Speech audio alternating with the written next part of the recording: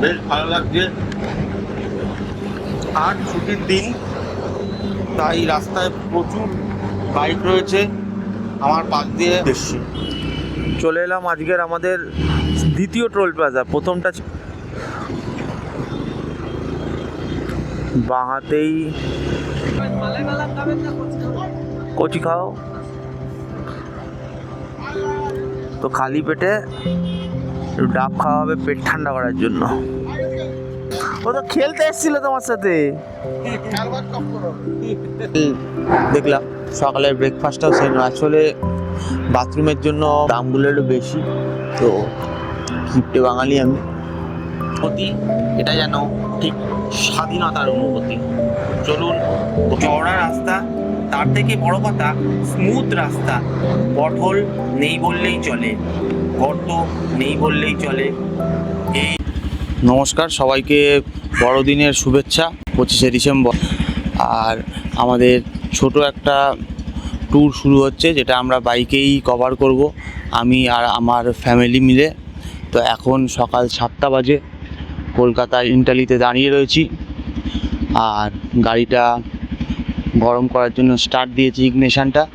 তো গাড়িটা এখন গরম হচ্ছে। আমার গাড়ির সেট আপ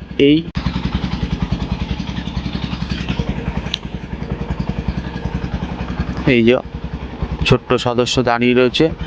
NH-16 হয়ে আমরা কোনা এক্সপ্রেসওয়ে ধরবো। প্রথমে এখান থেকে বেরোবো, বেরিয়ে চিত্তরঞ্জন টপ সার্কাস 7 পয়েন্ট, তারপর ওখান থেকে এসসি বসত ফ্লাইওভার ধরবো। এসসি বসত ফ্লাইওভার ধরার পর দ্বিতীয় হুগলি সেতু হয়ে সোজা কোনাতে উঠে তুলাগড়, রানীহাটি, উলুবেড়িয়া, বাগনান হয়ে, পাঁশকুড়া হয়ে, খড়গপুর হয়ে, লোধাশুলি হয়ে সোজা ঝাড়গ্রামের দিকে রওনা হব। প্রথমে যাব আমরা ঘাটশিলাটা কিছুটা এক্সপ্লোর করব, করার পর ওখান থেকে ফেরার সময় ঝাড়গ্রাম হয়ে আবার কলকাতার বাড়িতে ফিরে আসব। আর 4 দিনের ট্যুর, 25, 26, 27, 28। আজকে জাস্ট যাব, আজকে সেরকম কিছু ঘোরাঘুরি আর কিছু করব না। আজকে জাস্ট এখান থেকে যাত্রার কিছু ছোটো ছোটো ব্লগ আর ভিডিও থাকবে। তবুও রানিং অবস্থায় খুব একটা ব্লগ আমি করব না, মোটর বাইকে খুব একটা ব্লগে আমি এখনও অবধি স্বাচ্ছন্দ্য হইনি। উঠে পড়লাম কোনা এক্সপ্রেসওয়েতে। এখন আমাদের গন্তব্য গোলাঘাট টোল ট্যাক্স, যেটা আমাদের আজকের দিনের দ্বিতীয় টোল প্লাজা। বেশ চওড়া এই রাস্তা, 6 লেন হাইওয়ে, মাঝখানে ডিভাইডার আছে। রাস্তার এপাশে 3টে লেন আর ডিভাইডারের ওপাশে 3টে লেন, যাওয়া ও আসার জন্য। জীবনের প্রথম মোটর বাইক রাইড করে বেশ ভালো লাগছে।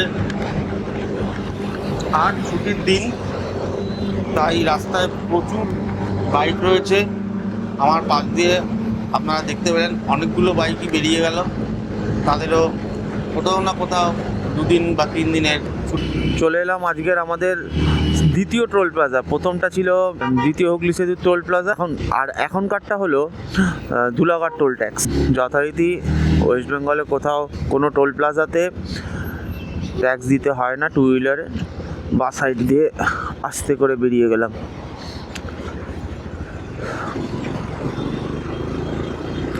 বাঁহাতেই খাবে তো খাও।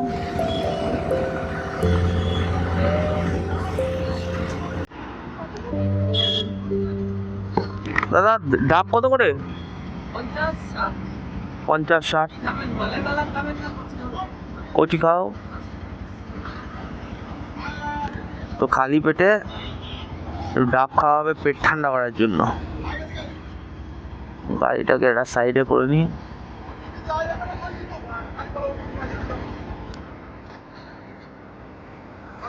রাস্তায়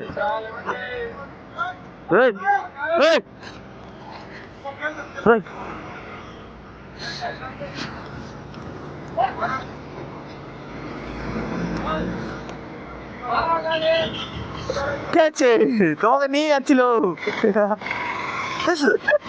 ভয় পেয়ে গেছে মামি। ও তো খেলতে এসেছিল তোমার সাথে।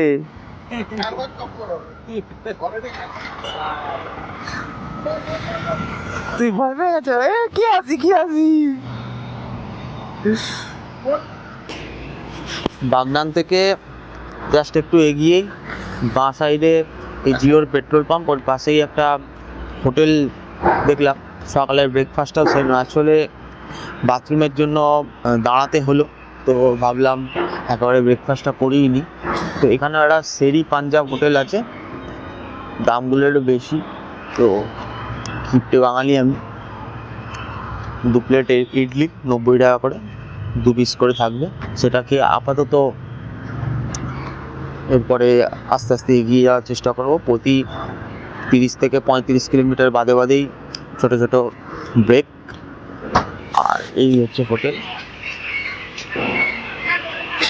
ভ্যারাইটিস কম, তো ম্যাক্সিমামই ফ্রাইড আইটেম আর ওই আলু পরোটা, লুচি, এইসবই। তো ইডলিটা মোটামুটি অ্যাভেলেবেল আছে সকালবেলায়, আর ওই ফ্রাইড আইটেম খেলাম না। বাগনানের পর এই শেরি পাঞ্জাব হোটেল, বেশ বড় এনাদের অ্যাকোমোডেশন। 40 থেকে 50 জন লোক অনায়াসেই at a time, at a glance এক জায়গায় একসাথে ব্রেকফাস্ট, লাঞ্চ অথবা ডিনার সেরে নিতে পারেন।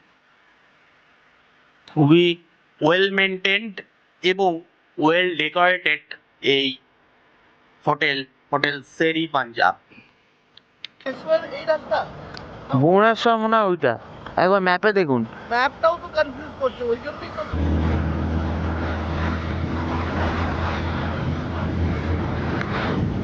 সামনে সবুজ জঙ্গল, পাকা রাস্তা আর মুক্ত বাতাস। প্রতিটি কিলোমিটার যেন এক নতুন অনুভূতি। চলুন বাইকে চেপে বাকি যাত্রাটা কমপ্লিট করি। খড়গপুর থেকে এখন আমরা ঘাটশিলার পথে ধীরে ধীরে এগিয়ে যাচ্ছি। ইঞ্জিনের গর্জন, বাতাসের ছোঁয়া আর অজানা ডাক, আর এই শীতকালে আমাদের এই বাইক রাইড এ এক অন্য অনুভূতি। এটা যেন ঠিক স্বাধীনতার অনুভূতি। চলুন গল্প কন্টিনিউ করা যাক।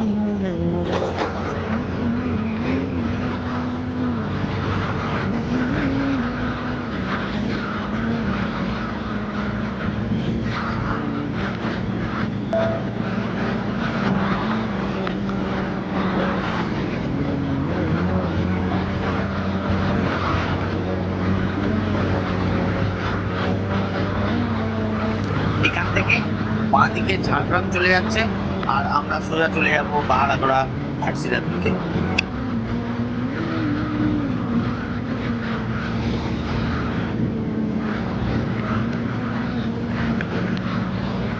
খড়গপুর থেকে বাহারাগোড়া এই 69 কিলোমিটার রাস্তা বেশ উপভোগ করার মতো। চওড়া রাস্তা, তার থেকে বড় কথা স্মুথ রাস্তা।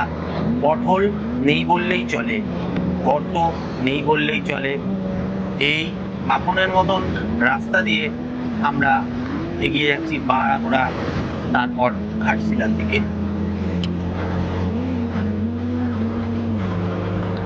সামনের এই দুর্দান্ত রাস্তা, দুদিকে সারি সারি গাছ, তার মাঝখান দিয়ে আমাদের এই দুর্দান্ত জার্নি। এই সিচুয়েশনে একটাই গান মাথায় আসছে, এই পথ যদি না শেষ হয় তবে কেমন হতো তুমি বলো তো।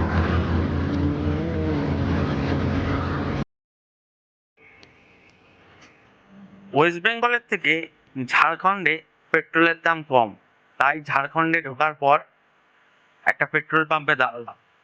দাঁড়িয়ে এক অবাক কাণ্ড, মানে আমি লিটারেলি অবাক হয়ে গেলাম। এখানে কমলা লেবুর গাছ, যেটা আমি স্বপ্নেও ভাবিনি, দেখে দাঁড়িয়ে পড়লাম স্তম্ভিত মনে। দাঁড়িয়ে উপভোগ করতে লাগলাম এই পাহাড়ি কমলা লেবু গাছকে। সাধারণত দার্জিলিং, নাগপুর এই সমস্ত অঞ্চলে কমলা লেবু গাছ হয়ে থাকে আমরা জানি।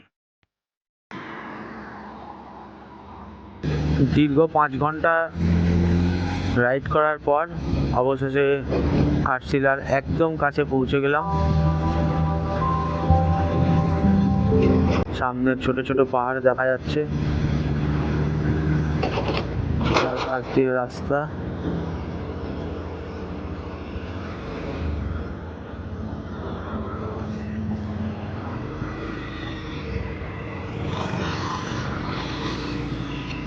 ডাইভারশন রয়েছে, কিছু কিছু জায়গায় তো ডাইভারশন থাকবেই।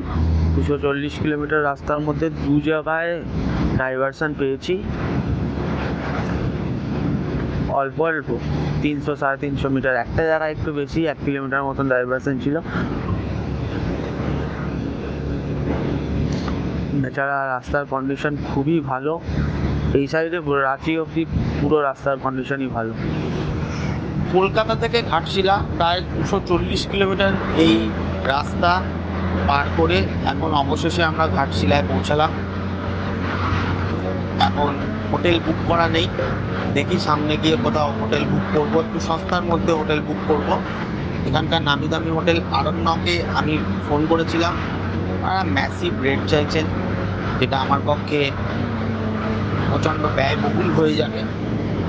তাই ওই প্ল্যানটাকে ক্যান্সেল করলাম, করে এখন রেল স্টেশনের আশেপাশে কোথাও হোটেলের সন্ধানে যাব। আর এই ভিডিওটা আমি এখানেই শেষ করছি, নয়তো ভিডিও অনেক লেন্দি হয়ে যাচ্ছে, এটা অনেকেই আমাকে কমপ্লেন করলো।